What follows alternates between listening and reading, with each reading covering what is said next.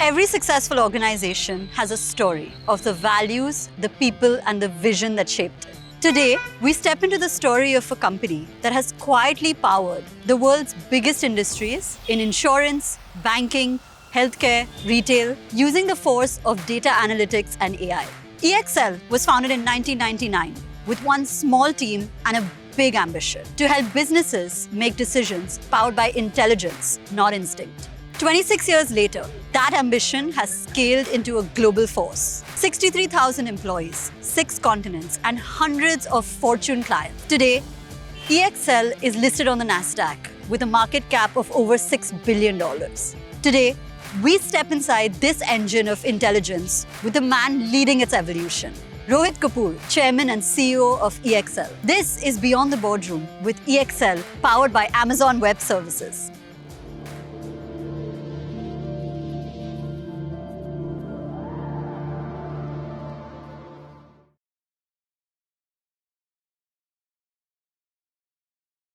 Hi, Rohit. Hi, Karishma. How are you? So nice to meet you, and thank you for having me here today. Thank you for joining me. Yes, I'm very excited for our chat and to see the office, to see everything that you've been building. Wonderful. Welcome to Delhi, and we're looking forward to spending some time with you. Yes, absolutely. So I'm going to ask you something that when I was deep diving and doing a lot of research on you that didn't come up. I'm going to ask you a little bit about your time before IIT Delhi. Oh, wow. And when we get to IIT Delhi. But how was your childhood? What were you like? What did you want to become? You know, the age-old question, what do you want to be when you grow up? Right. Tell me a little bit about that. So my childhood was a very pleasant growing up experience. I actually studied in a boarding school. So I went to Doom School. Oh, wow. And so, out there, I was exposed to, of course, the academic side of it, but also a lot of extracurricular activities. And I really got to experience and feel life pretty much at its fullest. And what the school allowed you to do is to pick up things which you were passionate about and really become good at those things. So one of the things which I enjoyed the most was to play squash. Wow. And so I started to play squash. Pretty much self-taught myself how to play squash, and then just became very good at it. And ultimately, when I graduated out from school and from college, I became the junior national squash champion. So that was, really great and fun. How amazing. So what would you answer if somebody asked you, hey, Rohit, what do you want to become when you grow up? Yeah, so at that point of time, I think I was very confused. Okay. Because the natural pathway was you sit for the joint entrance exam for getting into IIT. And once you get into IIT, your future was made. Yeah. And I did precisely that. So I studied very hard to get into IIT. I got in there. And I remember the very first class that I took at IIT, I was wondering, what am I doing here? Really? Because, what was being taught, and I studied mechanical engineering. I just could not relate to it emotionally, intellectually. And I felt I was, not making a productive use of my time. So 4 years at IIT were a complete party time for me. Really? I was just basically having fun. I did not want to kind of attend too many classes. The goal was just to graduate somehow and then move on to the next chapter. And I made a pivot out there where I went into an MBA program. So I went to IIM Ahmedabad. And that I really loved. So I loved learning about business. I loved learning about finance, about marketing, HR. Those things interested me a lot more than engineering. Wow. And so I enjoyed that. And once I graduated from there, I was ready for the corporate world. Wow. And you started out in 1999, and I mean, it's scaled tremendously. You've seen the entire movie, right? From starting up to listing on Nasdaq to just last year, I believe that EY awarded you the Entrepreneur of the Year. Congratulations. Thank you. What would you say this journey has been about truly, right? Because you've seen the movie.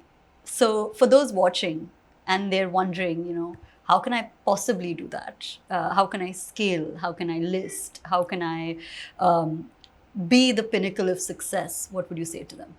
So I would say that EXL's journey has been a journey of evolution.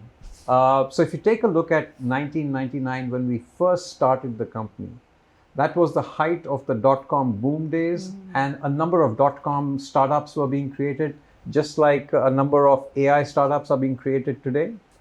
And we felt that what we wanted to do is provide services to these dot-com companies and help them become successful. Yeah.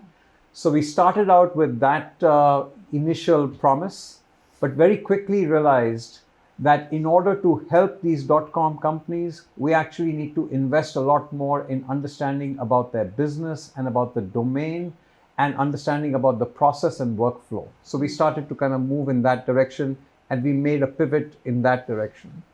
We then realized that it's no longer good enough to just be handling the operation of our clients and helping them run their business better.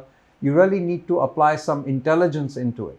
So we gravitated towards analytics and started to learn about analytics and started to really force the use of analytics into the workflow and in operations. Now, it's in hindsight today, it feels like a very simple thing. Why would you not have intelligence in an operation?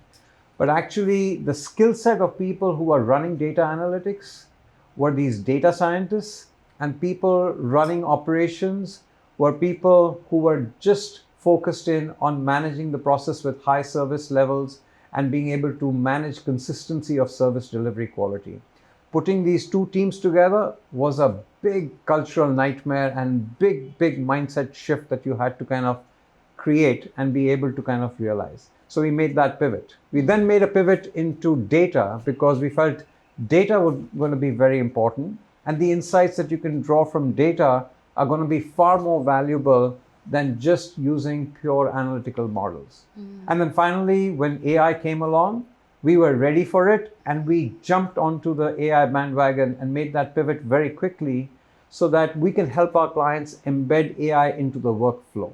So the whole journey of the last 26 years has been a journey of constant pivots and constant evolution. And I think that's probably the most important element for EXL as to why we've been so successful. Why don't you show me some of your favorite spots or some memory that you have attached to a particular space? Sure. Come, let's go take a look at the office, and we'll show you our creativity lounge, which I think is wonderful because it's a space that we've created that encourages people to come up with new ideas and new ways of doing things. Awesome. We'll go check it out. All right.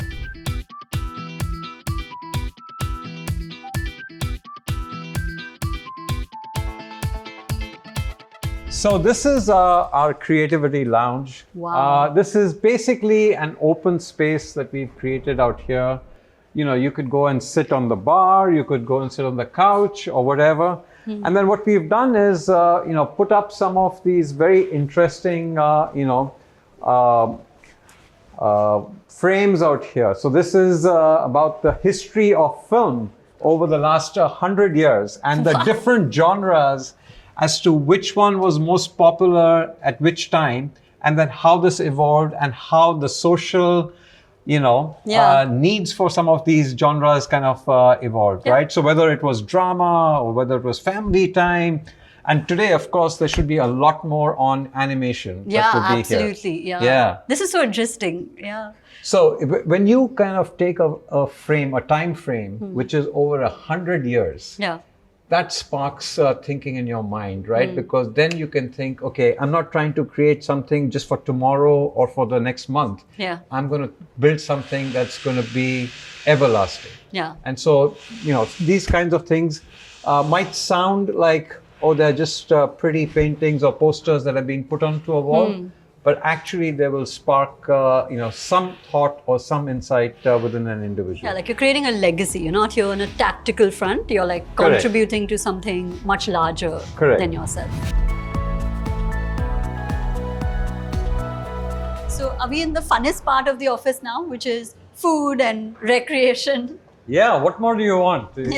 Have great food, watch some television, play carom or play pool, and get the competitive juices going. Yeah, I'm assuming people hang out here a lot. Yes. Okay. I'm surprised that this table is empty right now.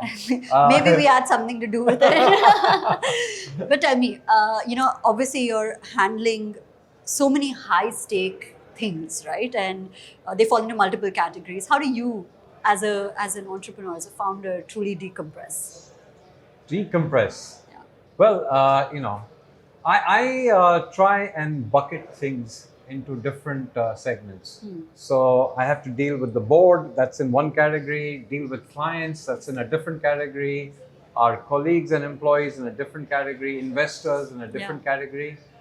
And you have to be able to relate to the segment that you are talking to. Correct. Right? So I think putting on that hat and switching, seamlessly, that's an important thing to do. And it comes by practice. I've been CEO now since 2008. So I've been doing this for 17 years. Yeah. So, it comes a little bit easier to me now than it used to before. Okay, what is one Gen AI trend that you foresee in the upcoming 5 years? So I think today, if you think about Gen AI, most of the models are being trained using the transformer technology or the transformer model. I think that's going to change completely. What's easier to crack, people or an algorithm? Oh, an algorithm any day.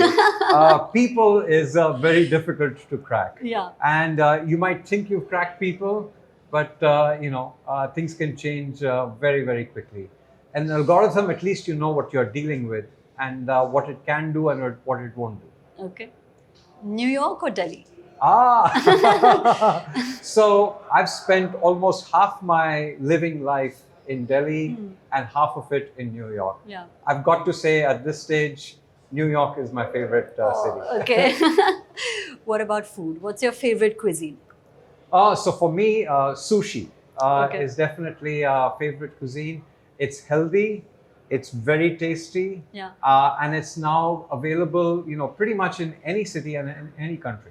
Okay. If you had to describe EXL in one word, what would it be? EXL in one word. Wow, that's tough. Yeah. I think it cares for its clients. It cares for its employees. It cares for its ecosystem. It cares for its investors. It's a caring organization. One book that you recommend our viewers to read? So there's a book called The One Thing. Okay. And I find that book to be fascinating because it forces you to focus on doing only one thing at one time and doing that one thing really, really well.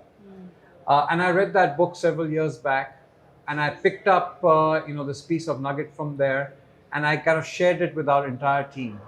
And today we follow that across the board in the organization. And the one thing for EXL is that we have to grow our profits faster than our revenue. So nowadays, I have no discussion, no debate with anybody on the team. They all know that whatever plan they come up with, whatever idea it is, they have to grow profits faster than revenue. And that's the one thing for EXL. Wow. And what was the nugget that kind of drove it? Is this the nugget or is it something The else? nugget is multitasking is a myth. So if you try and do too many things, normally what happens with us is we lose focus. We get attracted to this, we want to do that, and we want to add on another client here, but you lose your focus. So if you take a look at EXL, we're very, very sharply focused on a few industry verticals, and we've gone deep into that.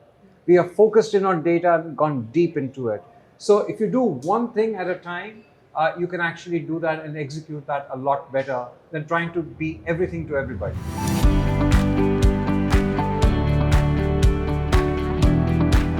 Bring in a colleague of mine and a friend of mine, Hi. Vikas Bhalla, who's the How are you? president of EXL. Good to meet you. Wow. Okay, so I have both of you to talk all things AI. Why don't we sit down and have this chat? Sure. Sure.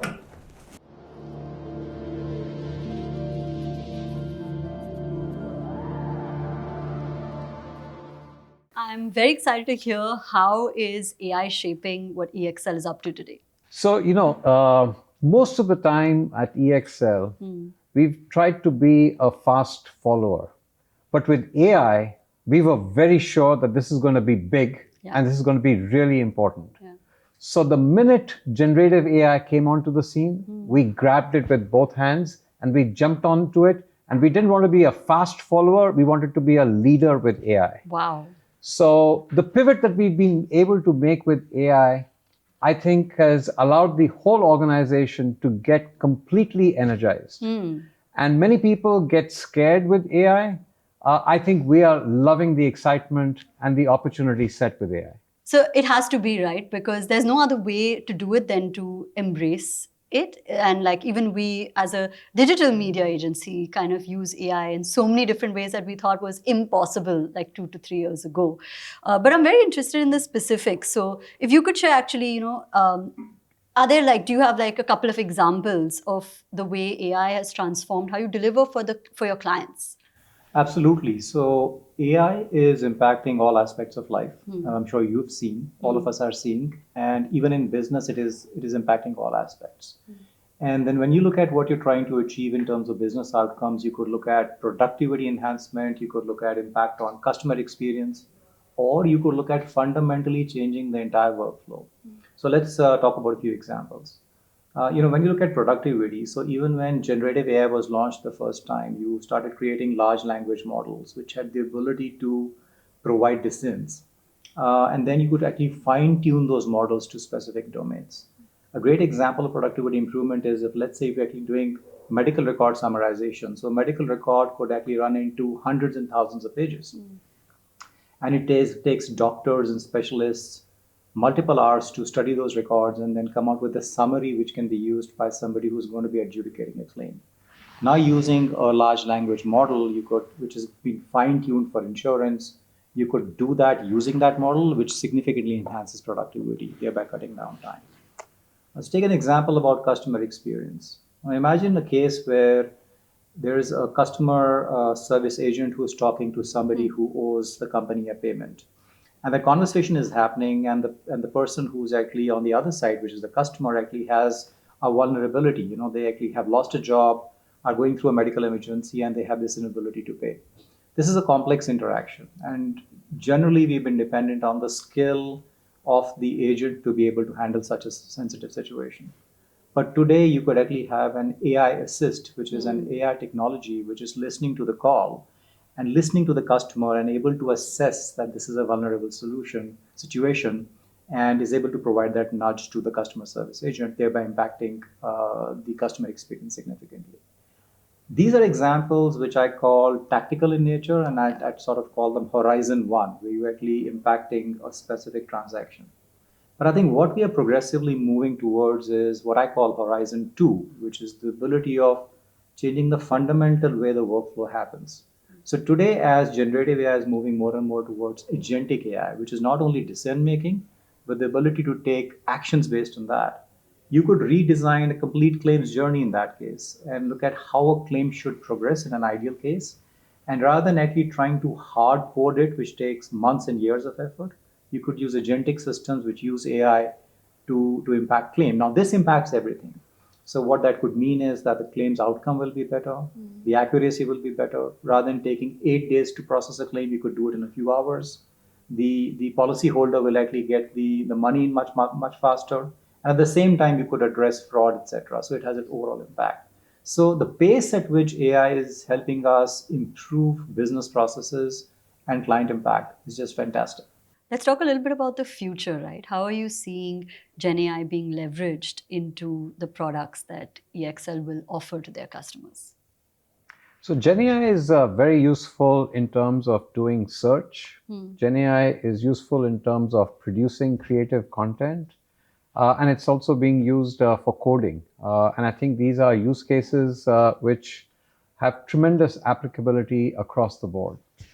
But I think there is a big transition that's happening from generative AI to agentic AI, where we want to be able to build agentic ecosystems that will be goal-seeking and which can complete the task. Right. And so that change is a big change that is happening.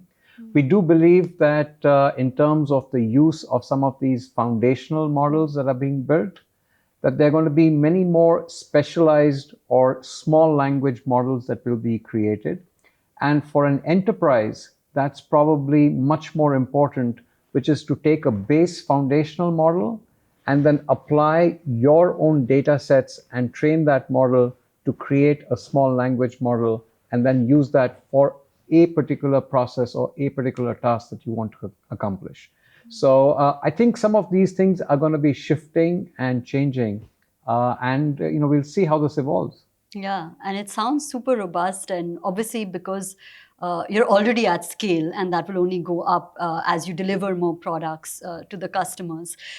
You obviously need partners who are able to deliver and ensure that you're efficient, right? So, how do you think AWS or partners like AWS have accelerated the innovation for EXL?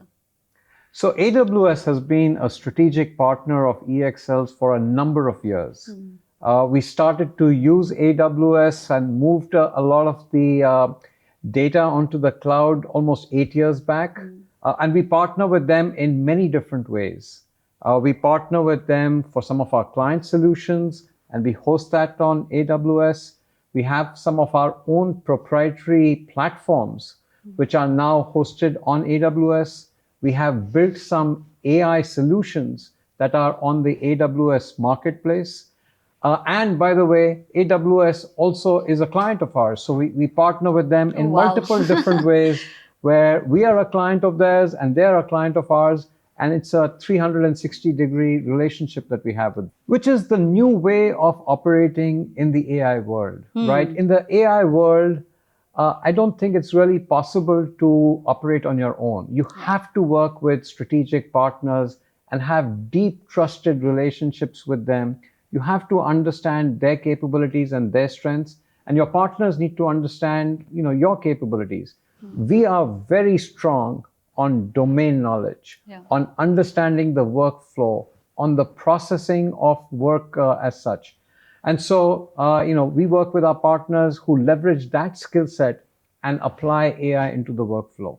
One of the things which I tell our team is that there are 3 motions for us to be able to leverage AI. Number 1, we must use AI for ourselves, and we must be client zero so that we can show to the world how AI is to be applied correctly. Right. Number 2, our clients have given us a lot of their operation to run and manage, and we need to be able to demonstrate to them that we can be good custodians of running and managing their operations and embed AI into that. And number 3, we need to create new solutions and new pathways where we can deploy AI into the workflow and take these solutions out to them. So if we have these 3 parallel tracks working well, I think it should be great for us, for our clients, for our colleagues, and for everybody. Yeah, absolutely. That's so simple. The way you put it in 3 simple steps, it's phenomenal. So what do you think from an AWS perspective, right? Like what AWS capabilities have you used to kind of transform your GenAI experiments? So AWS actually gives us a number of different tools that allow us to configure some of the accelerators that we have built in a very quick manner. Yeah. So AWS Bedrock is a capability set that we have, which allows us to be able to build in some of these capabilities very, very quickly. So everything is in one place, and we can configure this very, very quickly. It also gives us a lot of redundancy, a lot of scale, and an ability to kind of use up compute capacity as needed. So that's a very useful business model for us, because we can experiment in a sandbox, and then we can take that same solution into a production environment and be able to scale that up for our clients. And then finally, AWS works with many of our clients. And so it's actually a very easy way for us to be working on these technologies and for our clients to be working on the same technologies. And that's very, very helpful. Yeah, and I think speed is so important, right? Like not just from a Gen AI perspective, but overall, like we were talking about earlier, being agile and being able to move really quickly is so important. So I would love to hear your perspective. How has the AWS partnership enabled speed from, say, pilot to production for you specifically? It has. And, like Rohit said, the success in the world today is going to depend not only on what you can bring, but what kind of ecosystems can you actually operate in, and what kind of networks you can actually create. We call that the network impact, the ability of actually using the ecosystem to be able to create something which is bigger than the sum of parts. And AWS is a client for certain services. We are a client for certain offerings that they have, and then we actually have a partnership model of taking an integrated approach to clients. In terms of the specifics of the kind of work we're doing with AWS, so let's talk about three broad categories. The first is that we have a platforms business. So for some of our work that we're doing in areas like insurance and healthcare, we bring platform capabilities. And what we have done over the years is move those platforms to the AWS cloud. So as we have modernized our tech stack, we have made it much more agile, nimble, much more consumption friendly, and have reduced overall cost. So it has really helped us become much more nimble, agile, and faster for the market. So that's one category. The second is, as we have built out our suite of AI solutions, what we found is that working on AWS is beneficial because it's a very developer-friendly environment. So the speed at which we can develop solutions using the AWS stack actually is very, very good. And we have a great coordination and collaboration happening between the EXL architects and the AWS architects. So the speed to solution development is very good. For example, one of our collections platforms uses as many as, I think, about 120 services from AWS to be able to deploy that quickly. And then finally, the go-to-market, because we found that using the AWS marketplace, as we put our solutions and products on that, our ability to distribute that, because AWS is one of the preferred marketplaces for our target clients to go to, it has really enhanced our go-to-market. So if you see the modernization of platforms, creation of new solutions, as well as the go-to-market using their distribution, all of that is about speed. And I think that partnership is working very, very well. Yeah, and because you're speaking about a partnership on many levels, where they're also your clients, but you're also using AWS the way you are. How do you kind of like EXL and AWS collaborate to ensure that your clients are future-proof and future-ready? The two critical elements to make sure that the partnership is successful is that there is a joint roadmap for product development and offerings and effort for go-to-market. So we have our account managers working with the AWS account managers, mapping out the markets to make sure we understand that which are the areas where we can actually take joint products. And then, like I said, we also have our architects and their architects working together and creating new solutions. What we bring for our clients is, think of it like an integrated offering. So rather than they needing to worry about the parts, they now believe that an AWS EXL partnership can actually get the whole thing. One of the most recent examples I can give you is that there is a UK insurer, which is what I would call a modern tech-enabled insurer. So their ambition of speed to market is very, very high.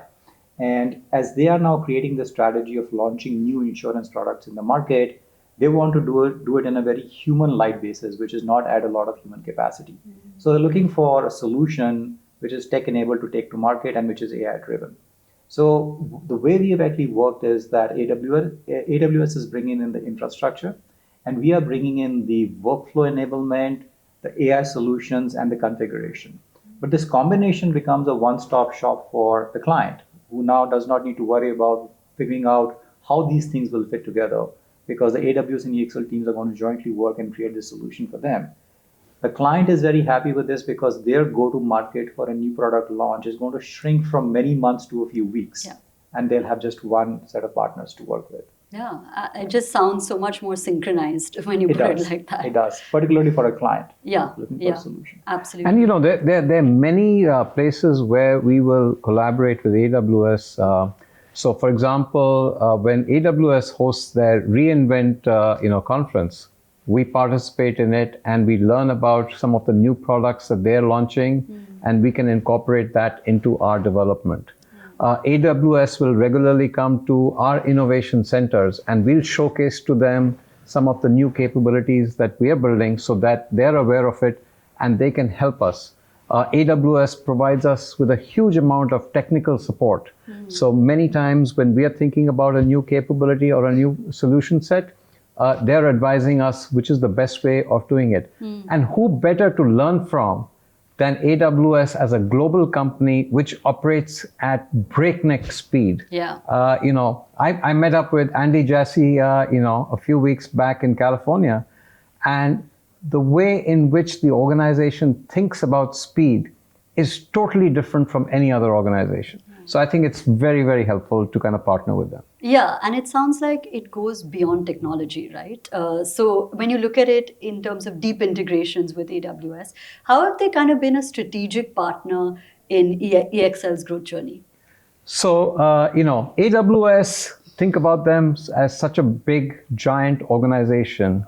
EXL is still a relatively mid-sized organization, but they treat us pretty much as an equal partner. And we have relationships with AWS across every single executive level at AWS. They spend time with us. They will actually share with us. They are invested in our joint success. And I think that's what makes this partnership so important and so strategic. Yeah, and let's talk a little bit about the future. How does the 2030 vision look like for EXL, and how do you see AWS, the partnership with AWS, supporting that vision? So if you take a look at our journey over the last 9 years with AWS, it's been a hyperbolic growth rate. Yeah. I don't see that changing as we go forward to 2030. I think as the use and deployment of AI increases, the use of cloud is going to increase, the use of data is going to increase, the use of compute capacity is going to increase. And I think AWS provides all of that comprehensively to us. So that's something which is going to continue to take place. AWS is now also investing in the silicon side of it. Yeah. So actually, that is going to be at a price performance capability which is perhaps much better than some of the other alternatives that might be there. So actually, there may be newer areas that get exposed to us which we weren't using previously. And I think that's going to be really exciting for us. And what does it take to have like a leadership mindset, or what does it take to have a mindset of speed or intensity and urgency? Vikas, what do you think is a mindset shift that's important for leaders who are entering a AI world effectively? So all leaders are entering the AI world. Yeah, I don't think you can single people out. They may be entering in different capacities, but they're all entering. And when you look at the change management challenge that most organizations have, including EXL, it is frankly not technical. It is not whether you can technically get this right. It is at what speed can you actually move, and that is all about how much you can actually drive it through the right culture. And we expect our leaders to understand that and also demonstrate that behavior. A few things that I think leaders need to do as they demonstrate this change in mindset. I think the first is learning.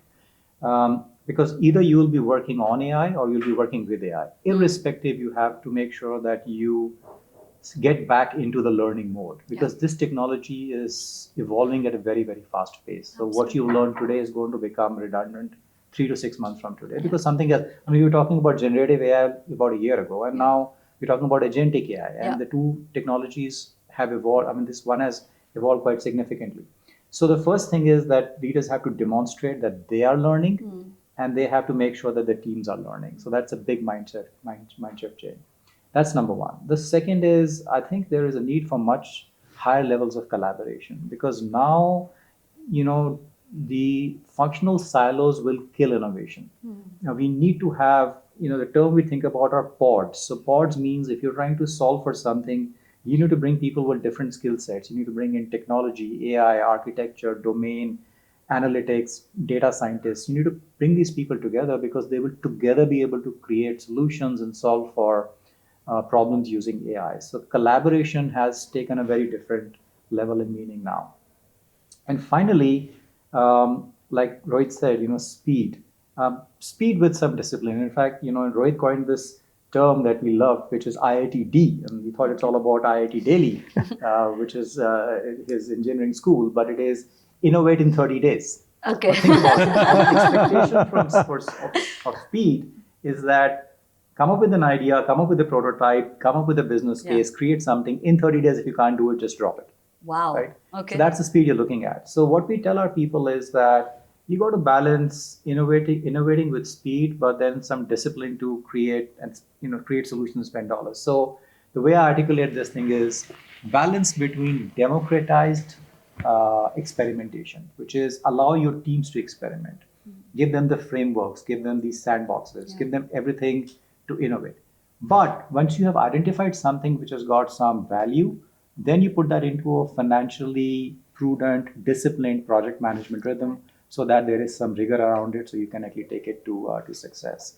And so this balance between speed of experimentation, but then the discipline of project management to create something, I think that is one big mindset change that we're driving. I learned quite a bit, and IITD is going to be my takeaway because I was 100% sure. I was like, this is IIT Delhi. Right. Well, thank you so much for sharing that and joining us. Thank you. Thank you very much.